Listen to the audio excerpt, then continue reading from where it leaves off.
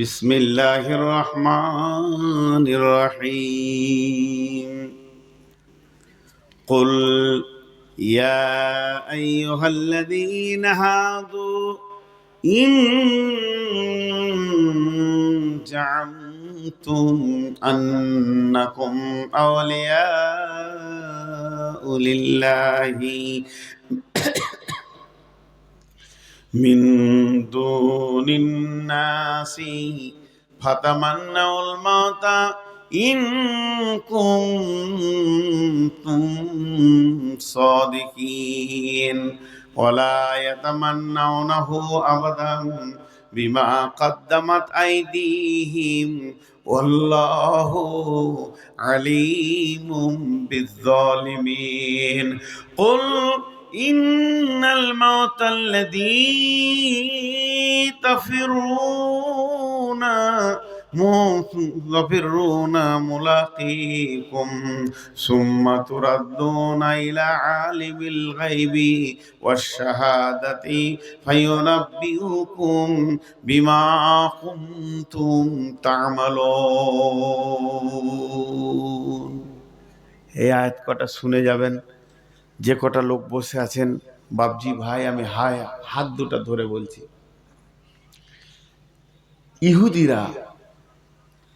ইহুদি একটা গোষ্ঠী আছে যেটা ইসরায়েলে রয়েছে। এরা হিন্দু থেকে খারাপ, আর এরা হচ্ছে মুসলমানদের সব থেকে বড় দুশ্মন। এই ইহুদিরা সাহস কত দেখেন, ইহুদিরা এসে আল্লাহ রসুলকে বলছে,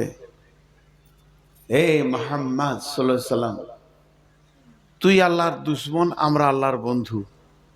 দাবিটা দেখেন কেমন, তুই আল্লাহর দুশ্মন আর আমরা আল্লাহর বন্ধু। দাবিটা উল্টা না সিধা? জোরে বলেন। উল্টা, কিন্তু ওদের মতে সিধা। এখন একটা উদাহরণ দিব। আপনাদের থানা তো কোথায়? রায়গঞ্জ। আমি রায়গঞ্জের এসপি আমাকে খুঁজে বেড়াচ্ছে, উত্তর দিনাজপুরের এসপি বলছে নূর মোহাম্মদকে যেখানে পাবি গুলি কর, ওরা দুনিয়াতে বাঁচার দরকার নাই, বদমাশ লোক।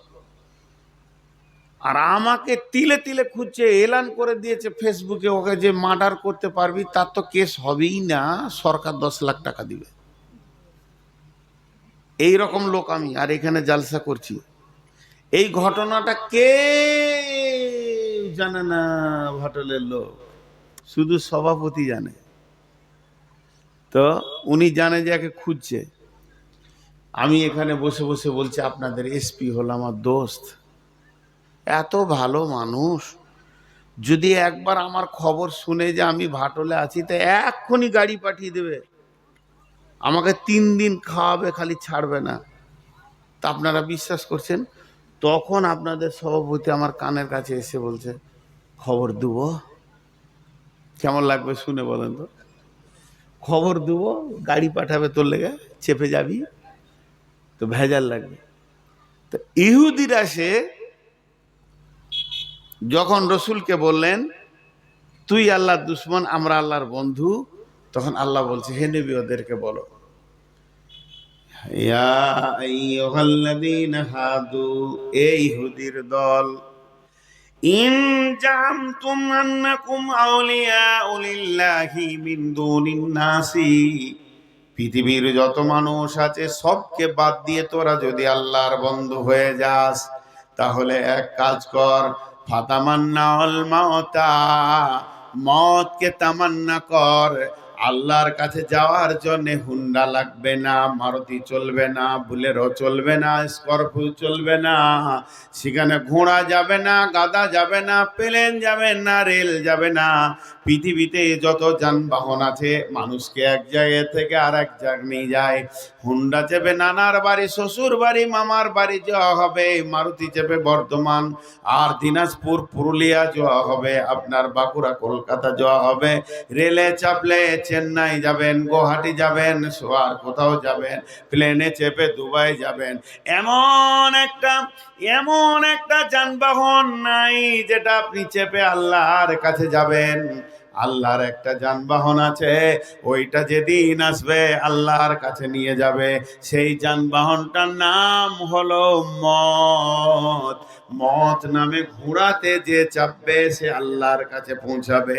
তো ইহুদির দল, তোরা আল্লাহকে নিজের বন্ধু যখন বলছিস, যদি তোদের দাবিটা সত্য হয়, যদি তোদের দাবিটা সত্য হয়, তোরা এক কাজ কর, ফাতামান্নাউল মাউতা, তোরা মতকে তামান্না কর, মতকে কাছে ডাক, মতকে টেনে নে, মতকে নিয়ে আয়। ইন কুনতুম সাদিকিন, যদি তোরা সত্যবাদী হস। আল্লাহ বলছেন ওলায়াতামান্নাউনাহু আবাদাম বিমা কাদ্দামাত আইদিহিম ওয়াল্লাহু আলিমুম বিযালিমিন। এরা কোনোদিন মত চাইবে না, কোনোদিন না, কসিম কালেও না, কোনোদিন মত চাইবে না। কেন চাইবে না? শুনে নাও, এদের দু হাতের আমল সব নোংরা। এরা নোংরা আমল করে আমার কাছে পাঠিয়ে রেখেছে। এরা জানে মত যদি আসি রিজাল ভালো হবে না, কোনো দিন চাইবে না। আর আমি আমার একজন আল্লাহ, কে কে জালেম আর কে কে ভালো এটা আমি ভালো করে জানি। আল্লাহু আলিমুম বিযালিমিন, আমি জালেমদেরকে চিনতে পারি। হাজি, সবাই একটা দোয়া করব হাত তুলে। আমি ফতোয়া দিচ্ছি না হাত তুলে দোয়া করা যাবে কিনা, দোয়াটা শুনেন আমার কাছে। এই আল্লাহ, তুমি আমাদের রব, তোমার কাছে হাত তুলে একটা ভিক্ষা চাইছি, এখানে যত লোক আছে সবাইকে মেরে দাও।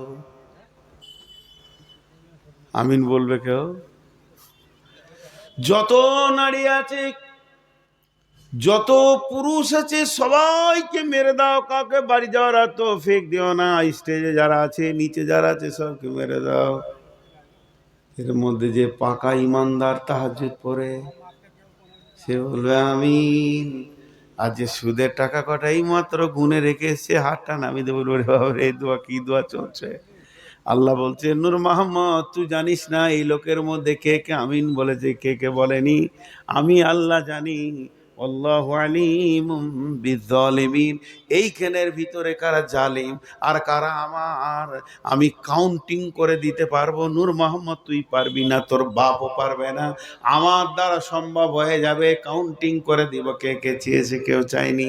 বন্ধুরা আমার, তাই আল্লাহ বলছেন ইহুদিরা কসিম কালেও মতকে চাইবে না, যেহেতু ওরা জানে আমাদের হাতের আমল ভালো নাই।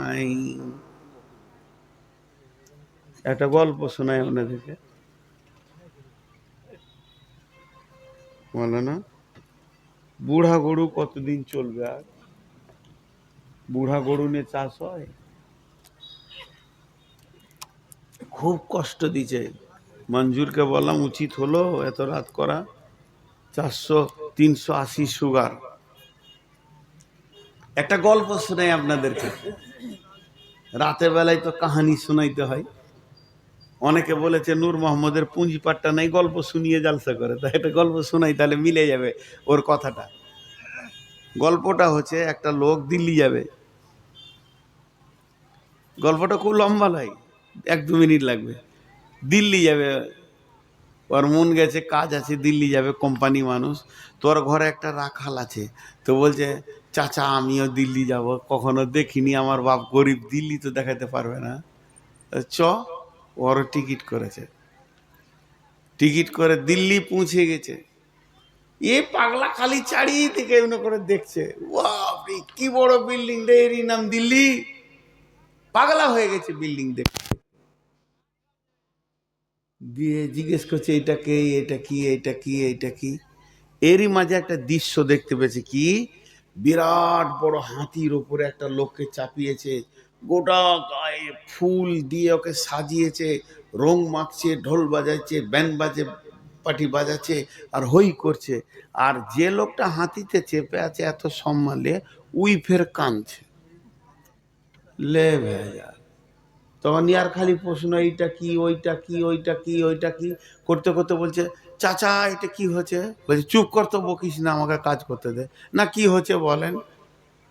তখন বলছে জানিস, ভারতের আইন হয়েছে যে ইচ্ছা প্রধানমন্ত্রী হতে পারবে, আর 5 বছর হলে ওর হাতে পায়ে দড়ি বাঁধবে, দিয়ে হেলিকপ্টারে করে ওকে তুলে নিয়ে card card card card card করে নিয়ে আন্দামান দ্বীপে যে জঙ্গল আছে ওখানে ফেলে দেবে। তো ওর 5 বছর হয়ে গেছে, আজকে ওকে ফেলার দিন। দ্বীপে ফেলবে আর বাঘে ওকে নাস্তা করবে, ও তো বুঝে নিয়েছে। তা ওকে খালি হাতিতে চাপিয়ে ফুল দিয়ে একবার শেষবারের মতো দিল্লিটা দেখাচ্ছে। তোমার রাখালটা বলছে আমি হব প্রধানমন্ত্রী। লে ভাই যার, তুই কেন প্রধানমন্ত্রী হবি? এই দৃশ্যটা দেখে কি তোর মন বলছে 5 বছর সুখে থাকবি, তারপরে তোকে জঙ্গলে ফেলবে, সিংহতে বাঘে ছিঁড়ে খাবে, তার থেকে রাখাল থাক 50 বছর বাঁচবি? না, দিল আমি প্রধানমন্ত্রী হব। আচ্ছা, রাখাল হলো কখনো কখনো খুব প্যাঁচের কথা বলতে পারে কি পারে না? কম বুদ্ধি হলে এমন কথা বলে দিবে, দম আটকিয়ে দিবে। এক বাদশা বলেছে আমাকে যে নতুন কথা শোনাবে ওকে 10 লাখ টাকা দিব। নতুন কথা, লোক আসছে, বড় বড় পণ্ডিত আসছে, বামন আসছে, মৌলবি আসছে, উল্টা পাল্টি কথা বলছে যে আমার ঘরে তালের গাছ ছিল তা আম হয়েছে। বলছে হতেই পারে, আল্লাহর কুদরত। ও স্বীকার করে নিছে, বলছে না যেটা আমি নতুন কথা শুনলাম। তা বাদশার বিবি বলছে হাজি, আপনাকে যদি কেউ নতুন কথা শুনিয়ে দেয় তো 10 লাখ টাকা দিবেন তো?